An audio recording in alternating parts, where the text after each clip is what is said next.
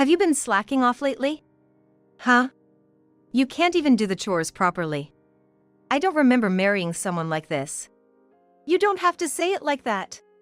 You think you can talk back to me? No, no. It's not just my husband who says things like this. I'm remarried, and I have one stepchild. Oh yeah, did you do that thing I asked? That thing? What thing? Did you forget? It's your homework. French homework. I told you yesterday. I was asked, but that's something you need to do yourself. You're really useless, aren't you? Then Daniel lets out a big sigh. Besides, what else can you do? If there's something else, I'd love to know. Well, I do the chores. But you're always getting yelled at by Grandma. That's so lame. Then the last person I want to see shows up. I thought I heard someone talking about me. Oh, we were talking about this person. Saying she can't do anything. At first, my stepchild used to be affectionate towards me, but now things are like this. Moreover, at some point, he stopped calling me Mom. Well, it can't be helped. It's been like this since you came here. That's true. Exactly. The two of them laughed together. On the other hand, my father-in-law, who should be hearing this conversation. He sits on the sofa, reading the newspaper. It seems he has no interest at all. It's been like this since before I got married, but it got worse since we started living together. Even though I'm being bullied by the three of them, he just watches from the sidelines without helping. Why do I have to go through this? And the situation only gets worse. It happened on a day off. I'll be keeping this. Wait! Why would you do that? Didn't I tell you before you've been slacking? So I'm confiscating this. Got it. That's way too much. I try desperately to resist, but it doesn't reach my husband at all. If you do this, I won't be able to contact anyone. Huh? Contact? There's no need for that. I'm at a loss for words at his matter-of-fact tone. I can't find the next words to say. Anyway, I'll keep this, and if you need it, get permission from the whole family. The whole family? That's impossible. Given my position in this house, getting permission is out of the question. My husband continues. You seem to be questioning, but let me be clear. What? You are a servant in this house. No, a slave. I understood that I was being treated this way, but I never thought he'd say it to my face. Moreover, I was physically and mentally reaching my limit.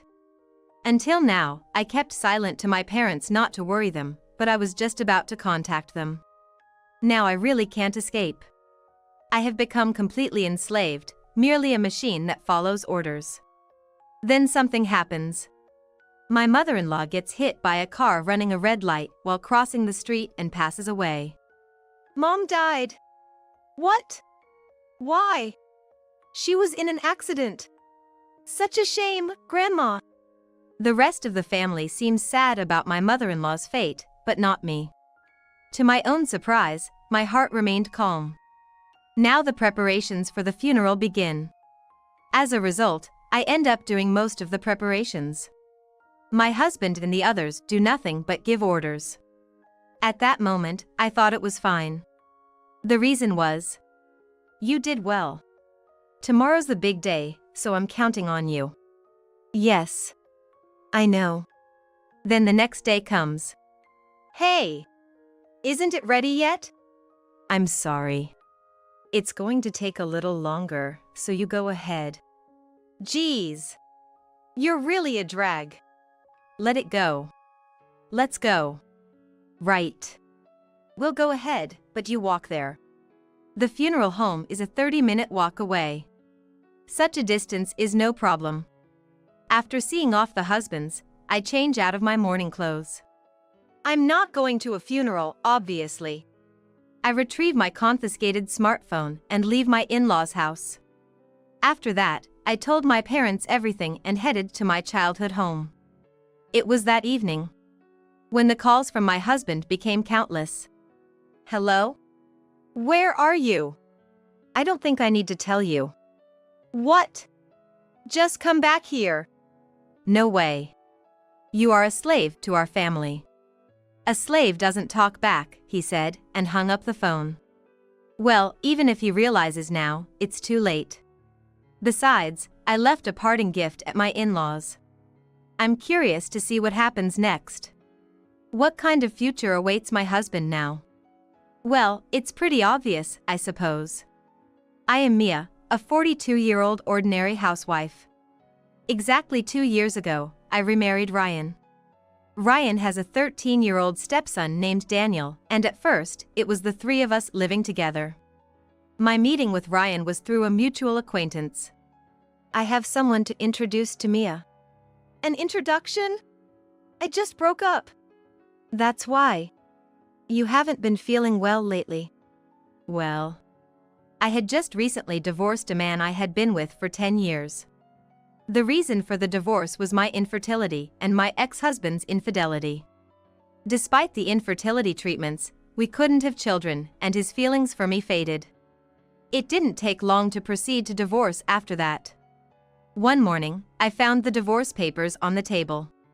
I gave up everything and filed the papers immediately. It brings back bad memories. So, what will you do? I wonder. It's kind of awkward just the two of us from the start, so I'll join you on the day. Well, if that's the case, I guess it's okay. Thus, the acquaintance became the organizer, and we set up a drinking party. Nice to meet you, I'm Mia. Hello. Let's enjoy today. Yes. My first impression of Ryan was that he was a man of few words. He wasn't a bad person though, and his reticence seemed to reflect his sincerity. As the drinks flowed, Ryan started to open up more, and we got excited talking about our hobbies. Then our mutual friend said, "What? You're leaving?" "Sorry, something urgent came up." "Just the two of you?" "Well, you seem to be getting along well, so just enjoy the rest of the evening together." "Wait a minute." Saying that, our friend left the bar. We were left alone, but we continued to have a lively discussion about our favorite music. I wonder if he did that to give us some space. After exchanging contact information, we started to meet up frequently. Our mutual experiences of divorce also accelerated our relationship. About 3 months after we met, Ryan said, "Would you consider dating me?" "What?" "Yeah. And I'm thinking with marriage in mind. Can I think about it for a bit?" "Sure." I took some time and decided to consult with our mutual friend. "I had a feeling it might come to this." "Really? From the first time I saw you two meet, I thought you were perfect for each other. Why don't you try dating without thinking about marriage right away? Do you think that's okay?" "I think it's fine. If anything comes up, I'm here too." "Yeah. Thank you." Encouraged by these words, I accepted Ryan's confession. When we started dating, I learned about the reasons behind Ryan's previous breakup. Apparently, his ex-wife had a gambling problem and debt. And eventually, she left him for a younger man. Such a story might be boring, right? Not at all. Thanks for sharing. And I'm also worried about Daniel. Daniel? It was tough because they split when he was still in elementary school. He was a good kid at home but started causing trouble outside. That's tough. According to Ryan, despite Daniel being in middle school, not having a mother was affecting his growth, so Ryan was looking for someone who could be a mother figure. Soon after, I met Daniel on one of our dates. "Nice to meet you." "Nice to meet you too. I'm Daniel." Daniel, without any shyness, approached me easily even though it was our first meeting.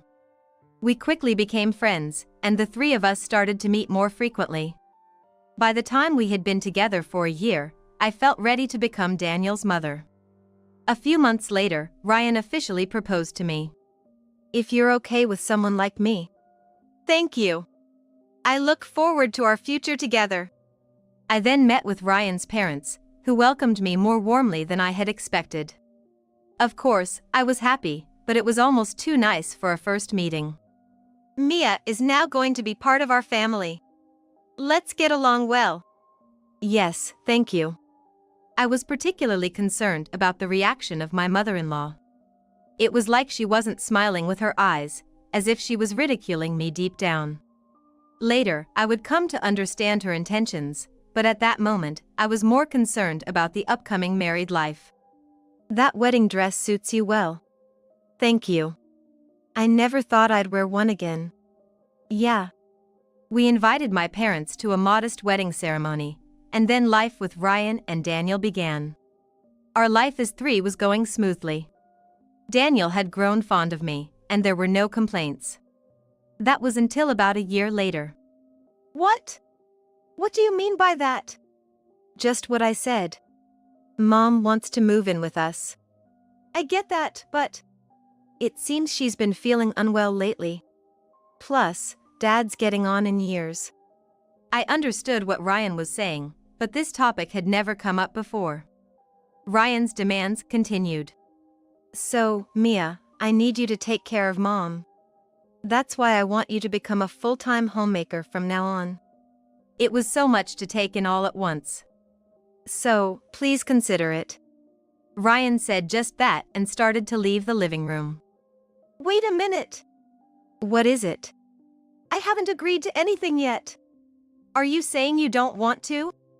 It's not that, it's just all so sudden. Ryan then gave me a stern look. I didn't think Mia would be that kind of person. I'll have to report this to Mom and Dad. That's not what I'm saying. From then on, he started ignoring me. Moreover, I got a call from my mother-in-law. The message was this. Ryan told me you don't want to live together, is that right? No, that's not the case. Really? No. Then, let's agree that living together is settled. After being put on the spot like that, I couldn't refuse. I just wanted to avoid any further deterioration of our relationship. Although I originally enjoyed working, I had left a company where I had worked for many years. You did well to quit. That's my mom. Did you get a lot of comments? Yes. That was a wise decision. The preparations for the move started, and when it was just a week away, Ryan said, By the way, I'm counting on you to look after Daniel too. Daniel? It seems he hasn't been feeling well lately.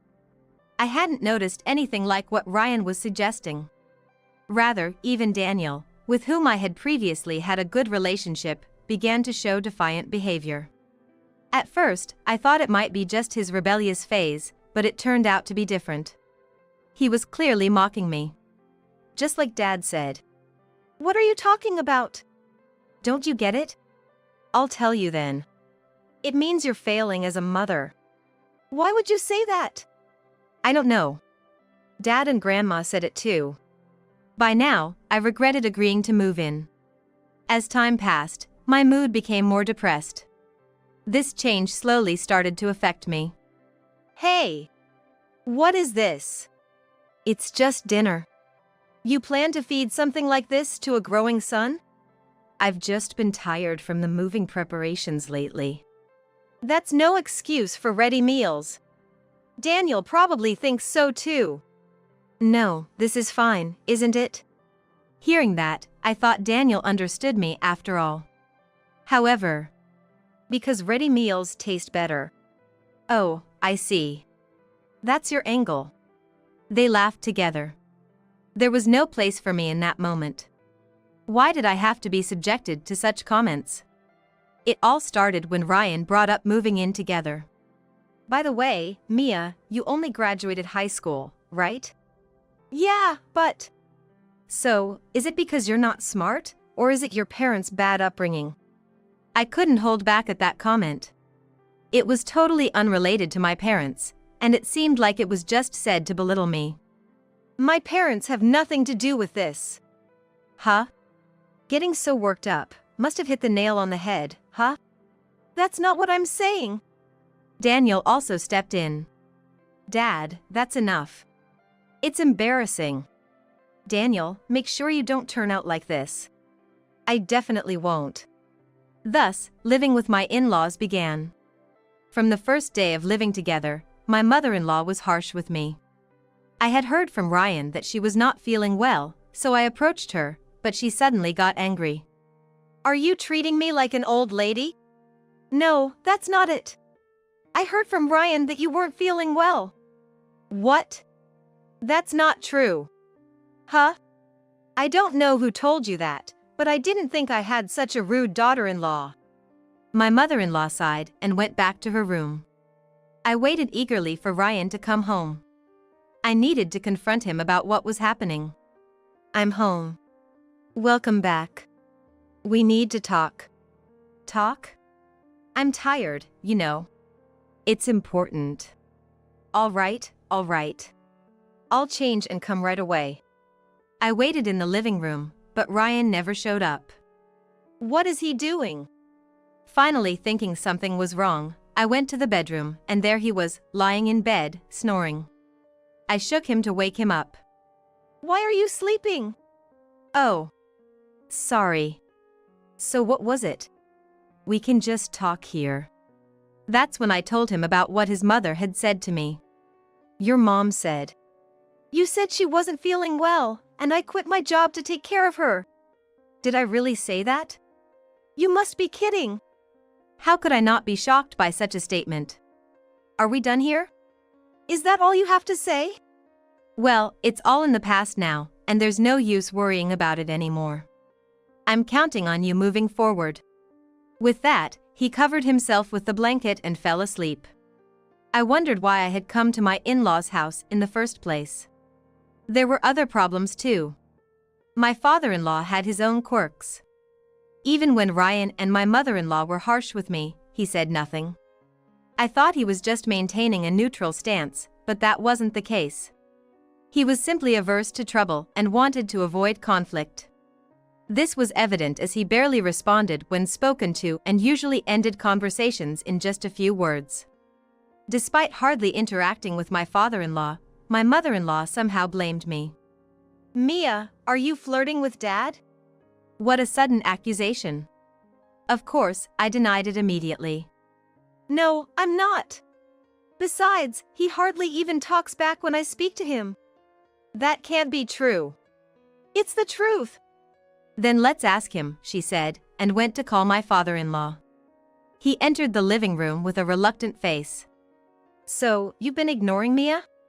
Then, unusually, my father-in-law seemed a bit reserved in front of my mother-in-law. "No, I don't think that's the case." "What?" I couldn't help but exclaim out loud. He was clearly lying. I mean, I had spoken to him in front of my mother-in-law before, and she should know that. So it was a lie after all. What a bother. Well, I'll make sure to report this to Ryan. That night, as soon as Ryan returned from work, he started complaining to me. "I heard from Mom. You really did something outrageous." "I didn't do anything like that. You should know that." "No, I really don't see it." "How can you say that?" "Just stop it, it's embarrassing. I didn't think you were like this." I couldn't understand why I was being blamed so much. Then, Daniel showed up. At just the wrong time. "What? Fighting again?" "Yeah, Daniel." "No, she's done something unbelievable." "What? What is it?" he asked innocently. Whenever he made that face, he was just enjoying the situation. Get this, Mia apparently seduced Grandpa. "What? That's crazy. She has no shame." "Don't say things like that." They continued to laugh loudly and got carried away on their own. Unable to bear it any longer, I headed to the bedroom.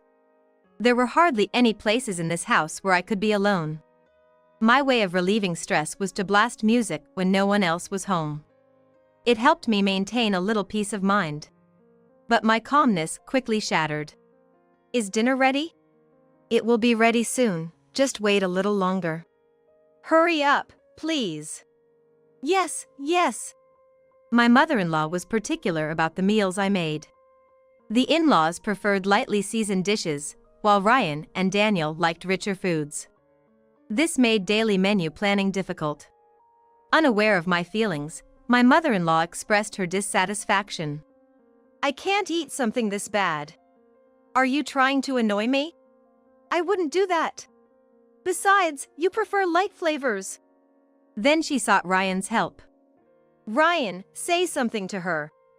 I think Mia is trying to kill me." "What? You were thinking that far?" I'm really taken aback. Meanwhile, my father-in-law silently continued eating his meal without saying a word. I really don't belong in this house. The mood is terrible because of Mia, even though it's supposed to be a nice meal. That's true. The meal ended in the worst possible way. And the complaints about my cooking continued daily. One day, as I was returning from shopping, I heard my mother-in-law's voice and quickly hid. Listening in, it seemed she was spreading rumors about me. She involved even unrelated neighbors, pushing me further into a corner. Listen to this. My daughter-in-law, acting all high and mighty just because she's a housewife. Her lies continued. And the worst part? She talks back even when corrected. What do you think? My mother-in-law had a dominant presence in the neighborhood, so the people she spoke to could not contradict her. I then understood why the neighbors had been avoiding me. After a while, she entered the house with a satisfied look on her face. I decided to wait a bit before heading back myself. I turned around when someone called out to me. Standing there was Mrs. Turner, who had just been talking with my mother-in-law. He lives nearby. Mrs. Turner. Mia.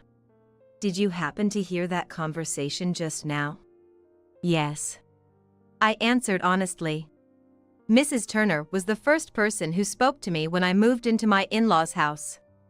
Recently, we hadn't interacted much. About what was said just now. I braced myself, expecting to be criticized like my mother-in-law. I just couldn't believe that Mia would do such a thing. I absolutely did not do any such thing. I thought so. Why would she say that? I don't understand it either. I told Mrs. Turner that I couldn't let this situation continue and that I wanted to somehow retaliate. I had no idea it had gotten so bad. Is there anything I can do? Well, one thing I want to ask, are you considering divorce? When faced with the question directly, I hesitated a little. But living like this, I'm just being exploited. If they aren't going to change, I think that might be the only option. I understand. I heard this from someone else. Mrs. Turner then shared a method. It was something done by someone who was troubled by domestic violence, to gather evidence. Thank you. I'll try it right away. I think you'll be able to do it without getting caught, but still, be careful. Yes. Starting to live together, I finally felt like I had found an ally. It also made me feel a bit lighter. Although we ended up talking more than expected, I returned home. When I opened the door, my mother-in-law was standing there as if waiting for me. How long do you take for shopping? I'm sorry. The supermarket was unusually busy at this time. Well, fine. There's still a lot to do, so don't dawdle. As instructed by my mother-in-law, I did all the house cleaning and laundry. She continued to nag at me during this time. Let's try it right away. I discreetly operated my smartphone, trying to gather evidence without letting my mother-in-law notice. However, becoming immune to the continued verbal abuse was not happening. Recently, Daniel's behavior had become more aggressive. Why don't you ever do what you're told? What was I told? I told you to do the laundry. I did do it and left it in the room. There was nothing there, that's why I'm saying it. If you're not satisfied, I can wash it again. Just bring it to me. What? Never mind. But that wasn't all. It happened during dinner that night. Why can't you make anything decent? This isn't even what I wanted to eat. Daniel, just let it go. He appeared exasperated. Seriously, do something about it. That's an impossible request. Mom's right, isn't she? As frustrating as this was, what made it even worse was the indifferent look on my father-in-law's face, as if he was uninvolved. He doesn't join the conversation, and I wonder when was the last time I even heard his voice. Honestly, I no longer expect anything. Life like this continued, and I was nearing my limit with this household. Have you been slacking off lately? Huh? You can't even do the housework properly. I don't remember marrying someone like this. You don't have to say it like that. You think you can defy me? No, no. It wasn't just my husband who said such things. Oh yeah, did you do that thing I asked for? That thing? What thing? Did you forget? It's your homework. French homework. I told you yesterday. I was asked, but that's something you need to do yourself. You're really useless, aren't you? Then, Daniel let out a big sigh. I mean, what else can you even do? If there's something else, I'd like to know. Well, I do the housework. But you're always getting yelled at by Grandma. That's lame. Then, the last person I wanted to see showed up. I thought I heard someone talking about me. Oh, we were talking about this person. Saying she can't do anything. At first, my stepson used to be affectionate towards me, but now things are like this. Moreover, at some point, he stopped calling me Mom. Well, it can't be helped. It has been like this since you came here. That's true. Exactly. The two of them are laughing together. Meanwhile, my father-in-law, who must be hearing this conversation. He sits on the sofa, just reading the newspaper. It seems like he has no interest at all. It's been like this since before I got married, but it got worse since we started living together. Even though I'm being bullied by the three of them, he just watches from the sidelines without helping. Why do I have to go through this? And the situation only gets worse. It happened on a day off. I'll be keeping this. Wait! Why would you do that? Didn't I tell you before you've been slacking? So I'm confiscating this. Got it. That's way too much. I try desperately to resist, but it doesn't reach my husband at all. If you do this, I won't be able to contact anyone. Huh? Contact? There's no need for that. He says it as if it's the most natural thing in the world. I'm speechless. Finding no words to respond. Anyway, I'll keep this. If you need it, get permission from the whole family. The whole family? That's impossible. Considering my position in this house, getting permission is out of the question. Moreover, my husband continues. It seems you have questions, but let me make this clear. What? You are a servant in this house. No, a slave. I understood that I was being treated this way, but I never thought he'd say it to my face. And I was also ready for various things. Until now, I kept silent to my parents not to worry them, but I was just about to contact them. Now I really can't escape, but I have that. I have become completely enslaved, merely a machine that follows orders. Then something happens. My mother-in-law gets hit by a car running a red light while crossing the street and passes away. Mom died.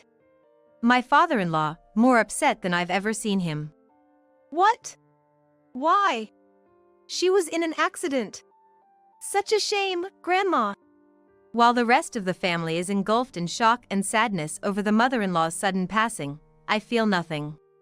Surprisingly, my heart remains calm. All official procedures have been completed, and only the funeral remains. Then, my father-in-law, who never helped me, starts to change his attitude. After all the care Mom took of you, you're not even sad. He says such things, but honestly, I don't recall ever being cared for by her. This woman is just like that. To think she lives in this house and acts like this. That's right. I have a good idea. Since it's come to this, let's have Mia prepare for Mom's funeral. That's a great idea. Then, I'm counting on you. Completely left to me. But at the same time, I saw this as the perfect opportunity for revenge. Just you watch. Understood. I'll take responsibility and prepare. Don't you dare make it a mediocre funeral. Of course, I understand. So, I began preparing for the funeral. For some reason, I felt unusually elated. Because you've done well.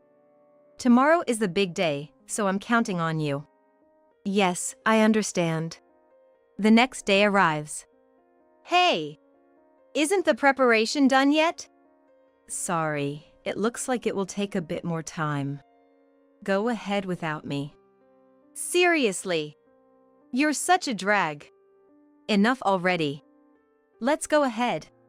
Right. We'll go ahead, but you walk there. The funeral home is a 30-minute walk away. No problem. After seeing Ryan and the others off, I changed out of my funeral attire. I'm not going to the funeral, of course. Then, I searched for my confiscated smartphone.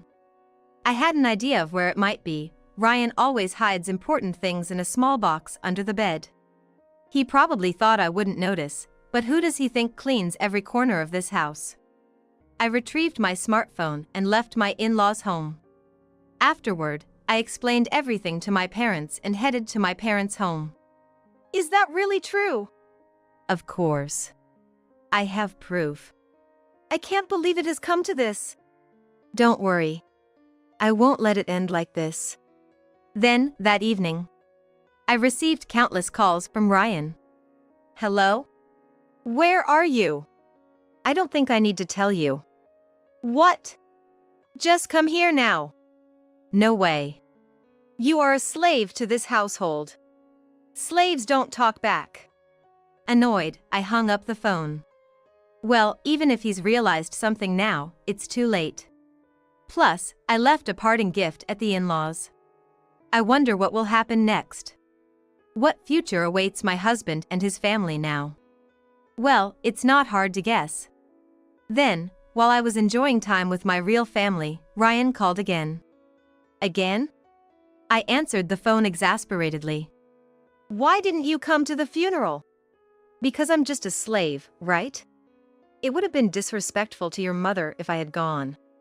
And what about those ridiculous funeral expenses? Well, you were the ones who said not to make a fool of yourselves, so I chose a very expensive plan. I had arranged a funeral that, including the interment, cost over $40,000. Of course, the bill went to Ryan and his family. How dare you do whatever you want? Really? I'm sure your mother would be happy about it. In hell. Hell! Well, yes. After all the bullying she put me through, it would be odd to think she went to heaven. Ryan was silent for a while. Are you at home now? No, I'm on my way back. Well, when you get home, check the table. I left a souvenir. Oh, and please pass my regards to your father and Daniel. I won't be coming back. Hey! I quickly hung up and set my phone to block incoming calls. Did everything go okay? Of course. But there's still a finishing touch left. As a parting gesture, I left a divorce petition, but to smooth things over, more was needed. I have a vast collection of recordings detailing the verbal abuse I've endured. Thank you, Mrs. Turner. Consulting with her was the right decision. When my smartphone was taken, I was worried, but the data was safe. I immediately went to a law firm to proceed with the necessary steps. 3 days later, Ryan and the others showed up at my parents' house. I thought you might come. What do you mean by divorce? After all that's happened, it's only natural. What? But if I do this, it won't matter anymore, right? Ryan then tore up the divorce papers right in front of me. Such a futile gesture. Just so you know, I've consulted with a lawyer, so it's pointless. A lawyer? Actually, I've been recording all the verbal abuse you and your family have thrown at me. You understand what's going to happen next, right? Complaining about funeral expenses is the least of your worries now. You went that far? What is he even saying? Of course, I did. I haven't forgotten what you all did to me. Then my father-in-law said something totally off base. I didn't do anything. Sure, you've always been silent, Dad. but that's just as good as watching me die. Don't think you can escape blame by doing nothing. While we were talking, my dad came home. What's going on? Well, it's just. I see. It seemed like my dad understood the situation. Anyway, please leave now. That means turn around and go home. Wait, let's at least talk. Seeing Ryan's persistent reluctance, my dad's expression turned fierce.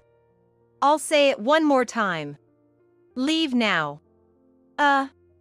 Intimidated by my dad, Ryan and his group left with their tails between their legs. Dad, you're impressive. I hate guys like him the most. That's right. They probably won't come here again.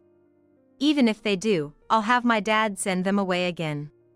After that, the divorce was successfully finalized. I was also able to claim alimony, which was granted without issue, amounting to about $28,000. Together with the funeral costs, it sums up to a substantial amount. I then went to pick up my belongings from my former in-laws' house. When no one was there. Mia. Mrs. Turner. Thank you so much for last time. More importantly, are you okay? Huh? I heard you were bullied more than anyone could have imagined. Everyone around here knows about it by now. I've divorced Ryan and got the alimony settled. Really? Sorry for the trouble. Don't worry about it. As long as you're doing well, that's all that matters to me. According to Mrs. Turner, rumors spread quickly after I left. Even the lies told by my mother-in-law were quickly uncovered, and now, the family known for bullying their daughter-in-law is shunned by everyone. Well, they did whatever they wanted, it makes sense. I quickly moved my essential belongings out of my former in-laws' house. Then, at the worst possible timing, I ran into Ryan. You were here? I had some things left to pick up. But I'm leaving now. Won't you stay for a talk? What?